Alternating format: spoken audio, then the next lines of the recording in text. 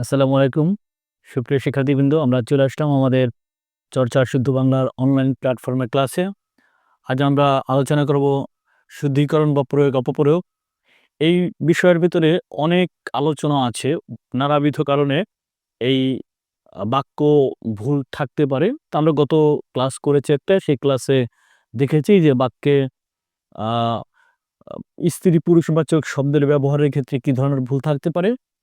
আজ আমরা দেখব বচনগত কি ধরনের ভুল থাকতে পারে। আমি প্রথমত বোর্ডে আসা কয়েকটা লাইন লিখে তারপরে এছাড়াও কি ধরনের প্রশ্ন হতে পারে, প্রশ্নটাকে জটিল বা কঠিন করার জন্য।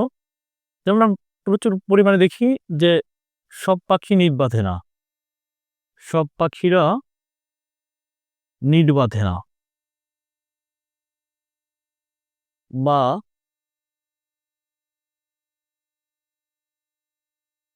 দেশের সবালঙ্গন, দেশের সবালেমগণ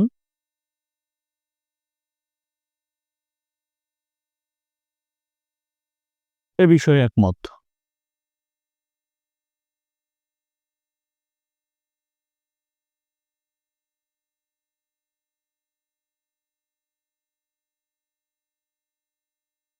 বা ৩ নম্বর হচ্ছে যে সবার সকল সভ্যগণ সিদ্ধান্তটি মেনে নিয়েছে, সিদ্ধান্তটি মেনে নিয়েছে। এগুলো হচ্ছে আমাদের আ পরিচিত এবং বোর্ডে প্রচুর পরিমাণে আসছে। কারণ এগুলো দেখা মাত্র আমরা বুঝে ফেলি যে এখানে কি, কি ধরনের ভুল আছে। যেমন আমরা নরমালি বুঝি যে সব এটাও বহুবচন, রা এটাও বহুবচন, ছো একটা কেটে দিলেই হবে। সব বহুবচন, গণ বহুবচন এটা একটা কেটে দিলে হবে। সকল বহুবচন, গণ বহুবচন একটা কেটে দিলে হবে।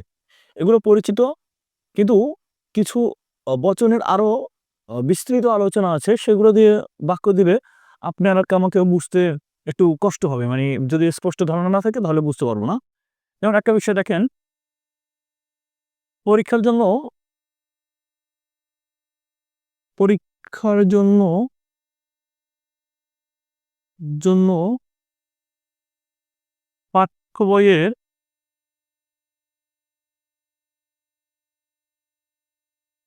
সকল বিষয়সমূহ সকল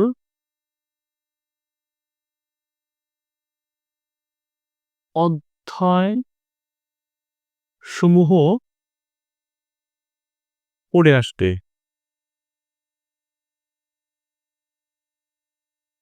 অথবা সমুদয় অধ্যায়সমূহ।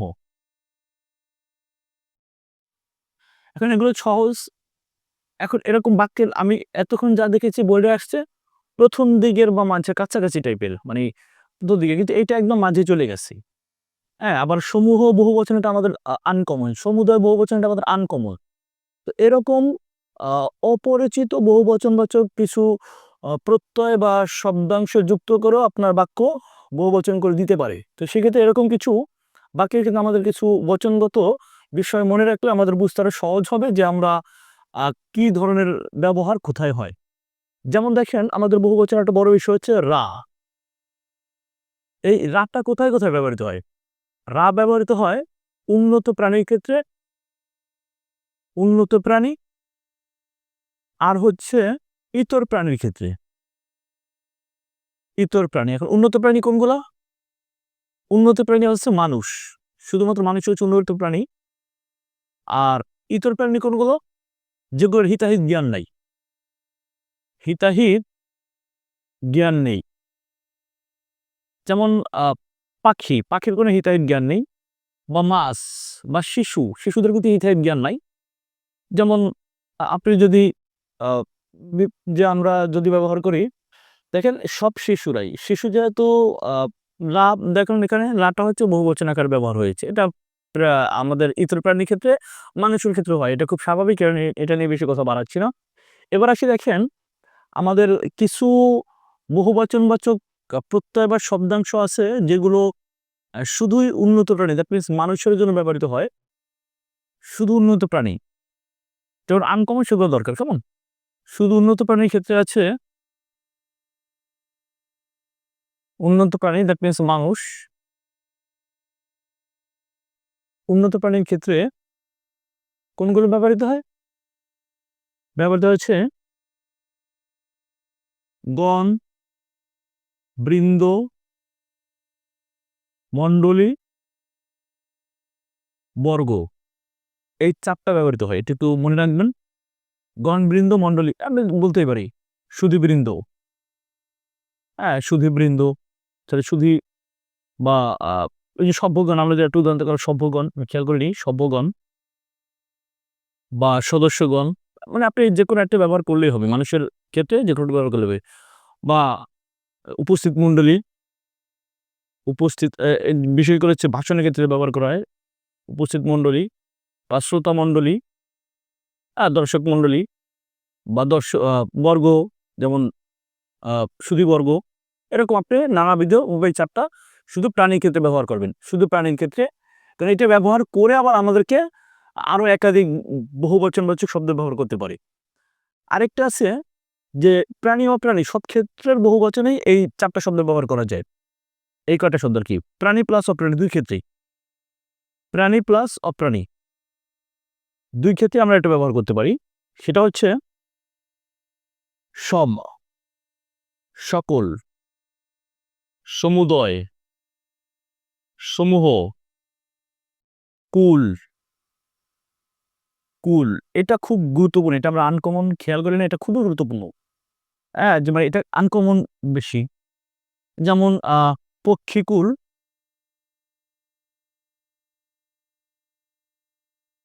আকাশে উড়ে বেড়াচ্ছে।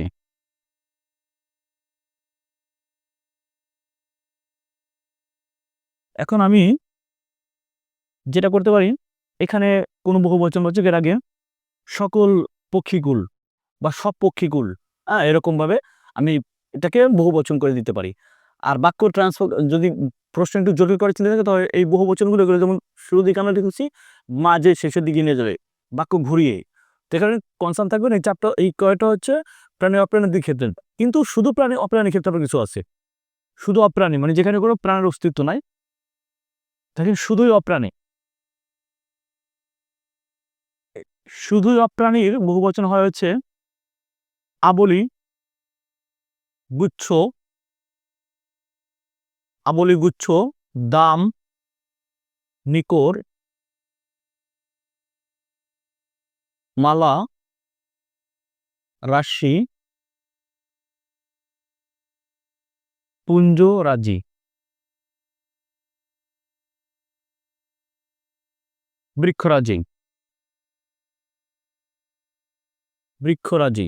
এখন এর সাথে যদি আবার একটা বহুবচন লেগে যায়, আপনি কিভাবে বুঝবেন? বাগানের সব বৃক্ষরাজি কাটা পড়েছে। বাগানের সমূহ বৃক্ষরাজি কাটা পড়েছে। মেঘপুঞ্জ বা মেঘমালা, মেঘপুঞ্জ বা মেঘমালা, এরকম নানাবিধ, মানে আপনি যে কোনো, এটা একটু খেয়াল রাখবেন। গ্রন্থ প্লাস আবলি, গ্রন্থাবলী, গ্রন্থাবলী, এই যে বলি বানানো কিন্তু রস্বইকার, এই এই আবলির কারণে গ্রন্থাবলী, বিষয়াবলী, এরকম। তো এই সবগুলো এগুলো হচ্ছে অপ্রাণীর ক্ষেত্রে শুরু। এবার এগুলো দিয়ে হবে কি, এগুলোও দেবে, আবার পূর্বে একটা বহুবচনবাচক শব্দ দিয়ে দেবে। তো এই ক্ষেত্রে একটু খেয়াল রাখবেন যে এগুলো ব্যবহার করেও বহুবচন বাক্য তৈরি করতে পারে। এবার আসি, কিছু আছে বিদেশি মানে আনকমন, বিদেশি কিছু শব্দ আছে বহুবচন আকারে। বিদেশি দুইটা আছে আমরা প্রচলিতভাবে পাই। একটা হচ্ছে বুজুর্গ থেকে বুজুর্গান, বুজুর্গ থেকে বুজুর্গান, বুজুর্গান। আর আরেকটা হচ্ছে সাহেব থেকে সাহেবান, এটা কিন্তু আমাদের প্রচুর ব্যবহৃত। সাহেব থেকে সাহেবান, এটা কিন্তু স্ত্রীবাচক না, এটা হচ্ছে বহুবচন বোঝায়। কেমন? সবাই, সকল সাহেবগণ বা সাহেবান উপস্থিত আছেন, বা এরকমভাবে আমি বাক্য সাধারণ খুব জটিল ব্যাপার না। আর কিছু আছে যে বহুবচনবাচক শব্দ হিসেবে ব্যবহৃত হয়। সেই বহুবচনবাচক বিশেষণগুলো ব্যবহার করেই আপনার কোনো একটা শব্দের পূর্বে, শব্দের কি একক কিন্তু বহুবচনবাচক শব্দ ব্যবহার করে শব্দকে বহুবচন বানিয়ে ফেলবে। যেমন অনেক, অজস্র, বহু, ঢের, নানা, এরকম। তারপর হচ্ছে বিস্তর, এগুলো সব হচ্ছে বহুবচন শব্দ, বহুবচন বাচক পড়তে হয়, বহুবচন, কেমন? এগুলো সব বহুবচন। এন্ড এগুলো অনেক লোক আজমি শ্রেণীতে যোগদান করছে, স্বাভাবিক বাক্য। এর আগে পরে এগুলো যোগ করে আপনাকে বাক্য ভুল করে দিতে পারে। আর আরেকটা হচ্ছে দ্বিত্ব শব্দ ব্যবহারে, মাথায় রাখবেন দ্বিত্ব শব্দ ব্যবহার। দ্বিত্ব শব্দ ব্যবহার কিরকম? যেমন ফুলে ফুলে বাগান ভরে গেছে, ফুলে ফুলে বাগান ভরে গেছে, ভরে আছে। এখন এখানে কিন্তু ফুল দেখেন, এখানে কোনো ধরনের কোনো বহুবচনবাচক শব্দ ব্যবহার করে নাই, কোনো বাক্যে কোনো রকম কোনো বহুবচনবাচক শব্দ ব্যবহার করে নাই, তারপর এটা কি হয়ে গেছে? বহুবচন বোঝাচ্ছে। যেমন এই যে আপনাদের পরীক্ষা প্রচুর আসে, অন্যভাবে বোর্ড পরীক্ষা আসছে আর কি, অন্যভাবে প্রতি ঘরে ঘরে, ঘরে ঘরে হাহাকার, হাহাকার। এখন দেখেন এখানে ঘরে ঘরে এটা বহুবচন, প্রতি উল্লেখ করেছি, তাহলে কেমন হলো? এখানে হয় প্রতি ঘরে আর নয় ঘরে ঘরে, মানে বুঝতে পারছি এরকম। তো এখানে একই রকম বহুবচন দ্বিতীয় শব্দ ব্যবহার করেই বহুবচন হয়ে যায়, ফলে আবার নতুন আলাদা করে ব্যবহার দরকার নেই। এই আর আমাদের এই হচ্ছে কিছু শব্দ বাক্য আছে, আমরা বাক্যের প্র্যাকটিসে যাচ্ছি না, যখন একাত একাত ব্যাকরণের প্রত্যেকটা আলাদা আলাদা করে আলোচনা করা হবে বাক্য শুদ্ধিকরণের, তখন আমরা যাব হচ্ছে মূল, মানে একদম পুরো বাক্য দিয়ে যে বাক্যের কোন বাক্যে কি ভুল আছে এটা প্র্যাকটিসিং এর ক্লাস থাকবে, এটা হচ্ছে পরের বিষয়। তো আজকে আমরা শুধু বচন ব্যবহার করে কিরকম বাক্য ভুল থাকতে পারে সেরকম কিছু ব্যাকরণগত নিয়ম দেখলাম। আশা করি এগুলো যদি আপনারা বাক্য শুদ্ধিকরণের সময় প্রয়োগ করেন অবশ্যই আপনাদের উপকার আসবে, সেই আশা রেখেই আজ আমাদের ক্লাস এখানে শেষ করছি। সবাই ভালো থাকবেন, সুস্থ থাকবেন, আল্লাহ হাফিজ।